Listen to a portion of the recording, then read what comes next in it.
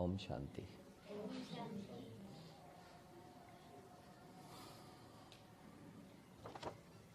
बाबा की महिमा इतनी है जितनी आत्मा के पास 5000 साल में सांसें हैं। अगर सतयुग में भी हम सांस लेते हैं तो जितनी सांसें हैं 5000 साल में उतनी बाबा की महिमा है। हम हर सांस में बाबा की महिमा कर सकते हैं। 5000 साल में जितनी सांसें हम लेते हैं उतनी महिमा हम बाबा की कर सकते हैं। और ऐसा बाबा किसे मिला?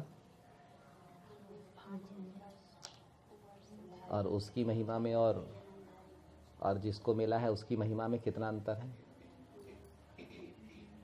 और बाबा की और बाबा के बच्चों की महिमा कितनी समान थी और हमें बाबा से असमान रहने में कितना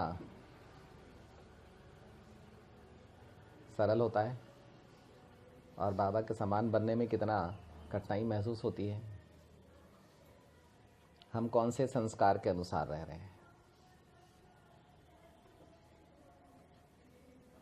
अभी स्व चेकिंग।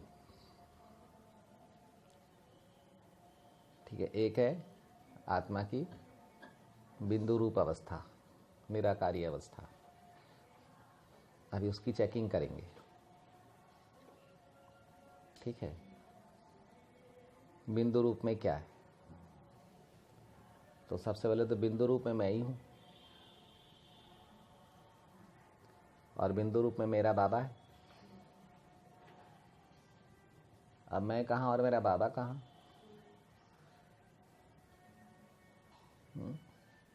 मैं कहाँ और मेरा बाबा कहाँ? बाबा कहाँ है और मैं बाबा को कहाँ खोजता हूँ? मैं कितना मोटा हूँ और कितना महीन हूँ और बाबा कैसा है? तो रूप में बाबा में और मुझ में कितना अंतर है? कितना अंतर है रूप में? तो मैं बिंदु रूप में कितनी देर टिकता हूँ? मैं अपने रूप में कितनी देर टिकता हूँ? अब एक रूप मिला मुझे आने जाने के लिए। कहाँ आने जाने के लिए? साकार से अव्यक्त वतन और अव्यक्त वतन से परम धाम आने जाने के लिए मिला। अब वो रूप आत्मा का है तो मैंने अपने रूप को देखा है कि आकारी रूप को देखा है? कि मैं आकारी रूप को देखती हूँ और समझती हूँ कि ये मेरा रूप है।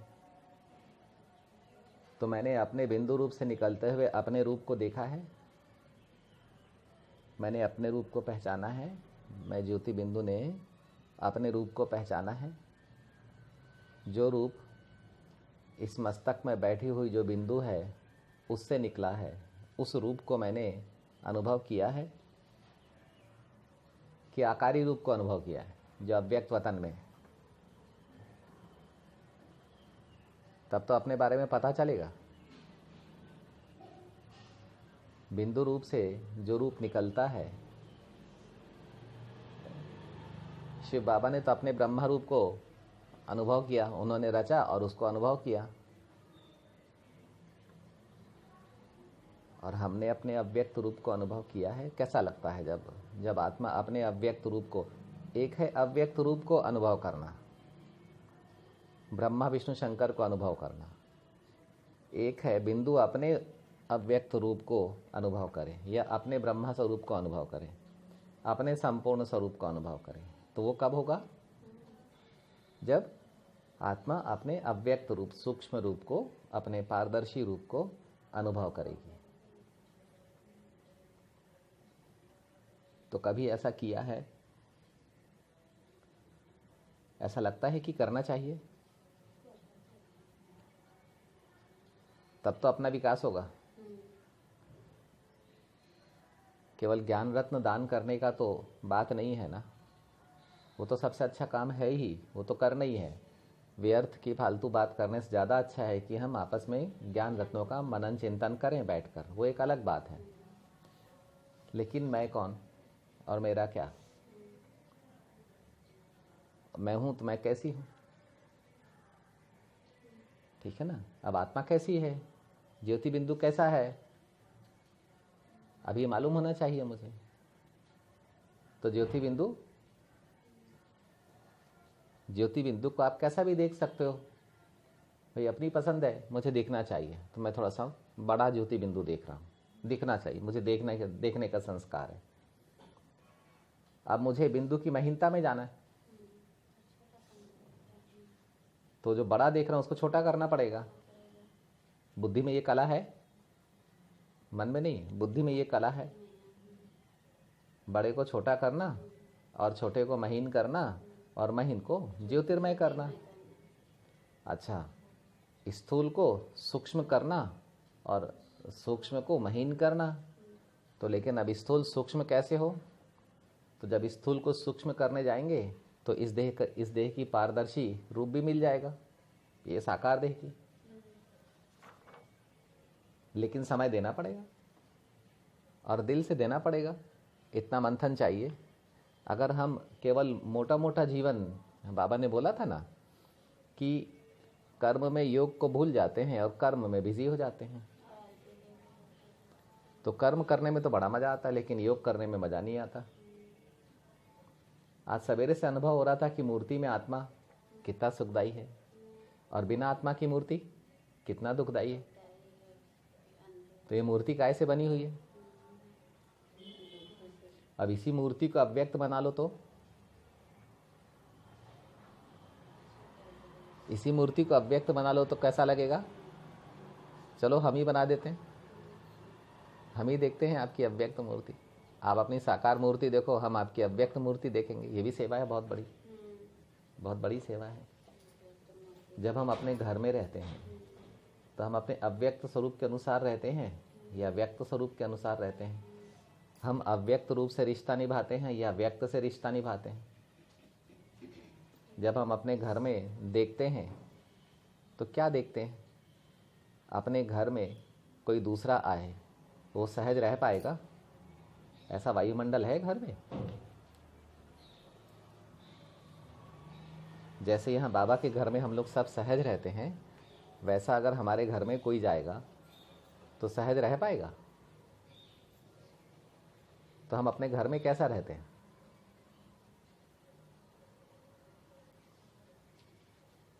और कोई हमारे घर में आता है तो उसको घर में प्रवेश करने से पहले क्या क्या परिवर्तन करना पड़ता है?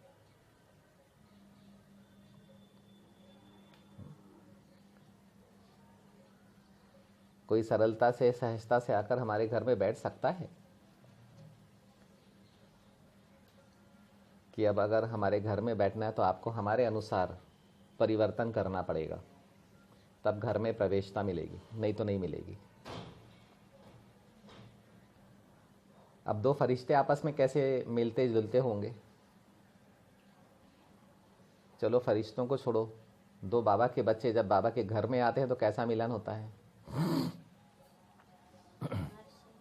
मर्यादित है ना, सोच भी मर्यादित हो जाती है, लक्ष्य बदल जाता है।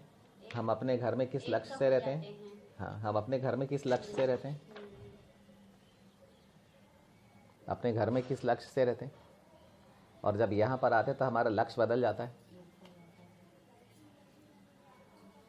हम अपने घर में जाते हैं तो क्या क्या करने के लिए जाते हैं, और जब यहाँ आते हैं तो क्या क्या करने के लिए आते हैं? तो जब तक हम ये वर्कआउट नहीं करेंगे, जब तक हम ये सेल्फ स्टडी नहीं करेंगे, तब तक हमारे घर का वायुमंडल बाबा के घर के वायुमंडल के समान नहीं होगा।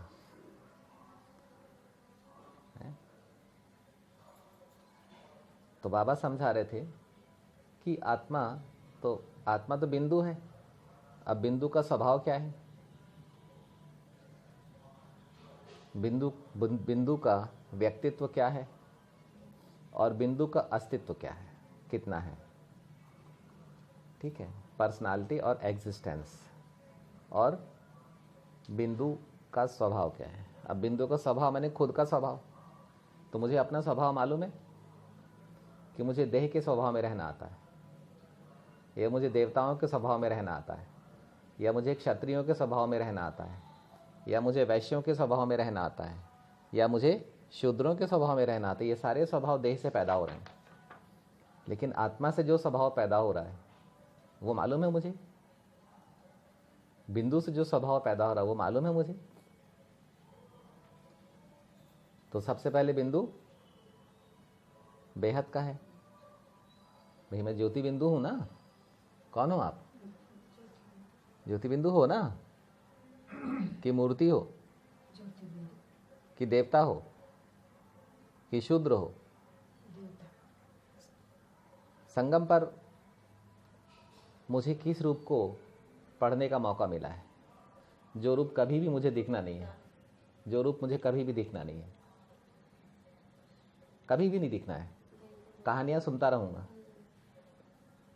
लेकिन दिखेगा कभी नहीं, पूरे जन्म में कभी नहीं दिखेगा। वो है बिंदु रूप। अब बिंदु कैसा? तो ज्योतिर्मय। तो मुझे देखना आता अपनी ज्योति को।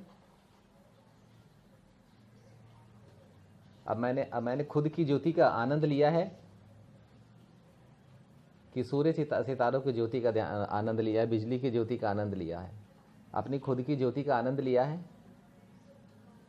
तब पता चलेगा कि आत्मा की ज्योति का मतलब मुझ आत्मा की ज्योति का क्या सुख है, कैसी है वो, क्या अनुभव है, तब पता चलेगा। फिर आत्मा में चमक है। अब चमक कहाँ दिखेगी? ठीक है, अच्छा तो चमक आंखों से देख लो। डल आत्मा तो आंखें डल, और चमकीली आत्मा तो आंखें चमकीली। ये साकार में दिख जाएगा।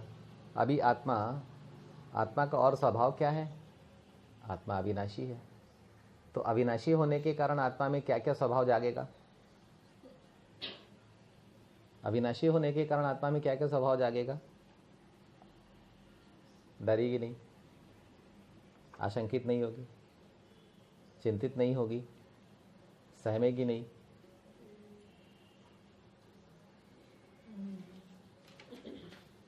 इस संसार में एकमात्र मैं जो आत्मा हूं, अविनाशी हूं और जीवित हूं। बाकी सब मृत है। यह रचना है, आकारी साकारी रचना है। तो मैं रचना से डरती हूं, तो मैंने अपने को नहीं पहचाना।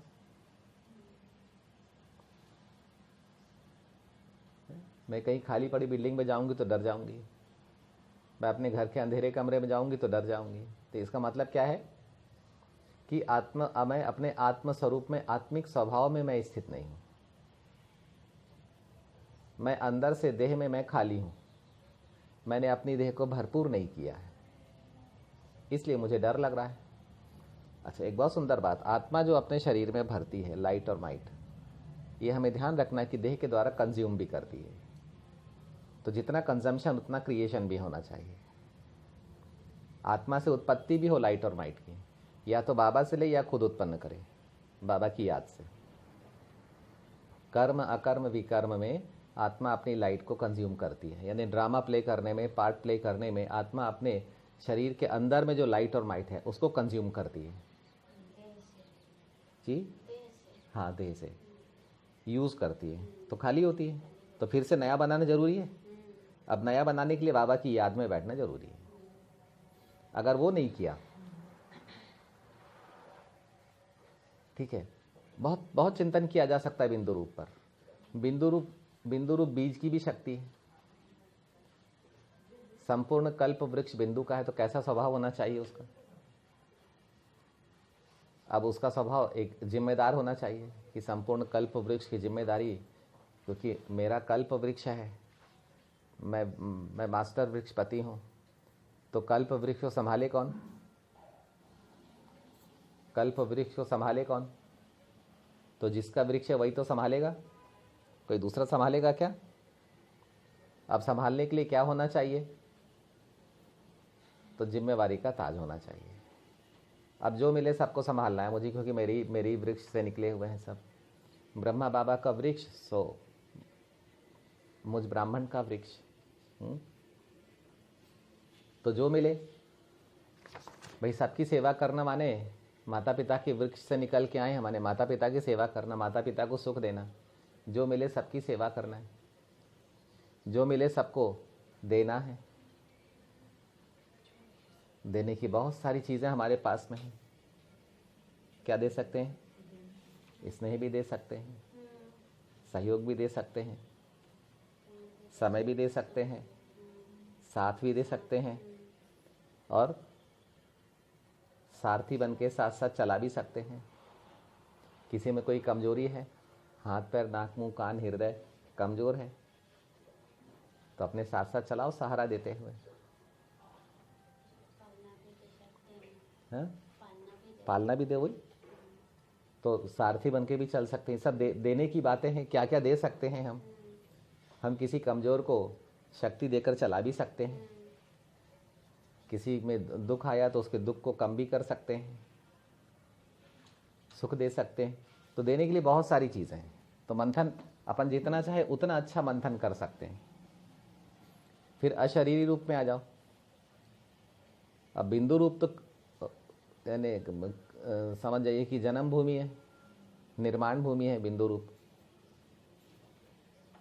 यानी भूमि नहीं बोलेंगे उसको, निर्माता है। बिंदु रूप में तो आत्मा निर्माता है, जन्मदाता है, उत्पत्ति करता है। लेकिन अब रूप मिला उसको, तो पहला रूप बीज रूप धारण कर लेते हैं अपन। अब हो गई भूमि।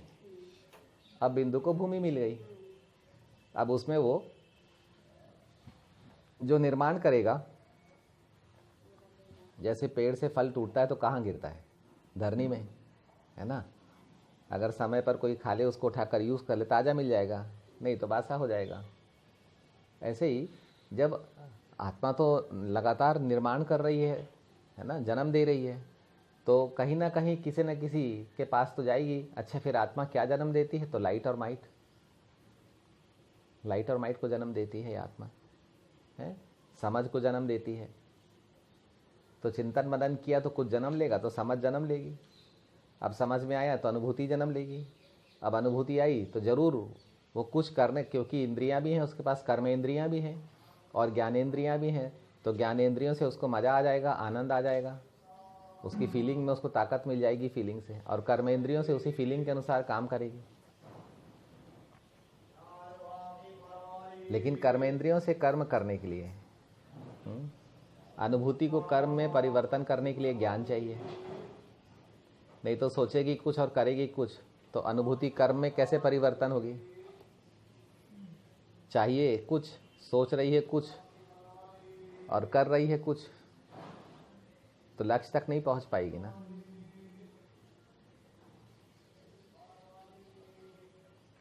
तो लक्ष्य तक नहीं पहुंच पाएगी ना। तो फिर क्या करेंगे, है ना। तो हमारे को फिर ज्ञान भी चाहिए।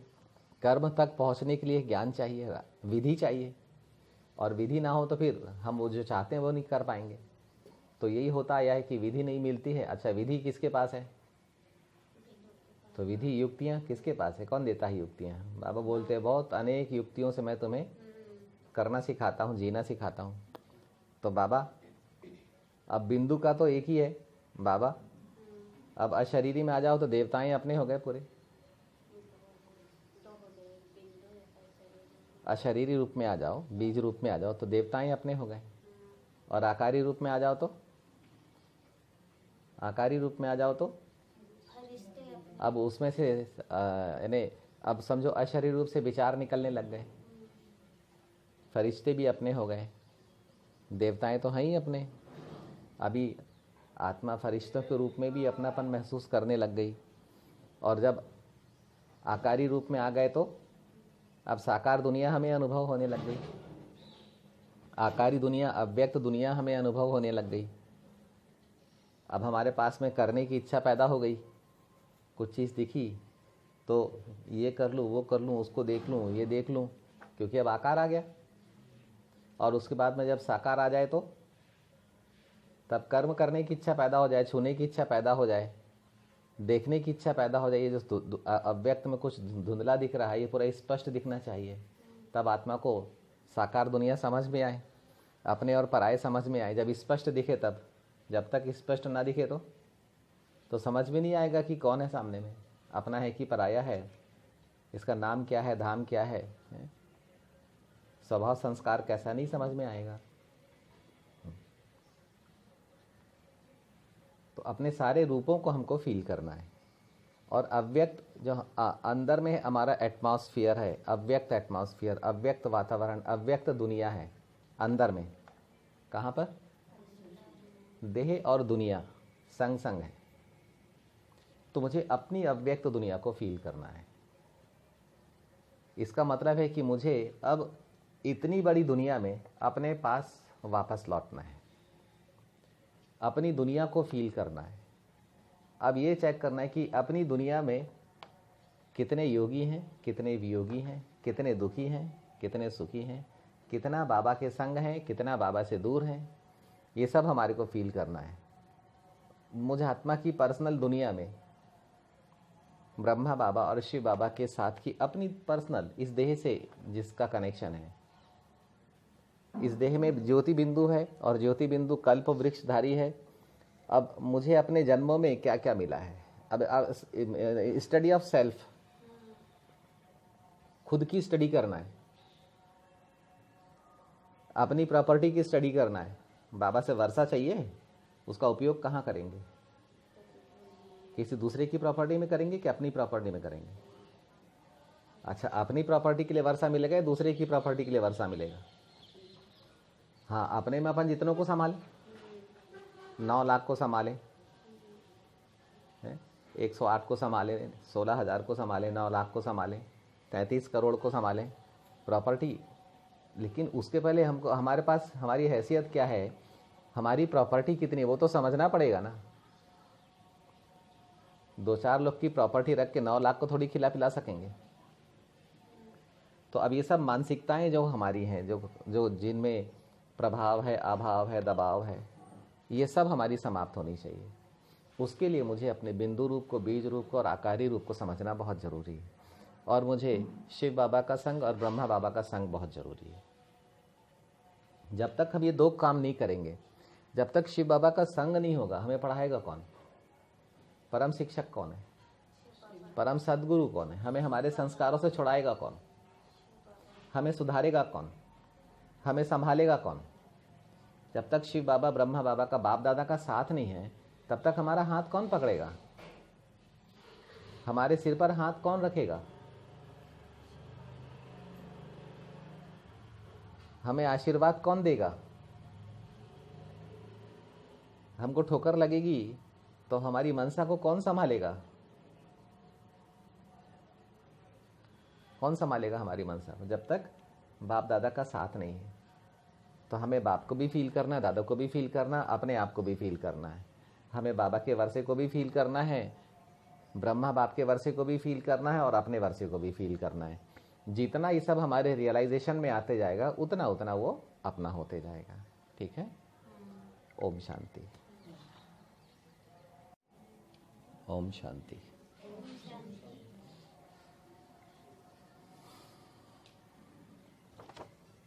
बाबा की महिमा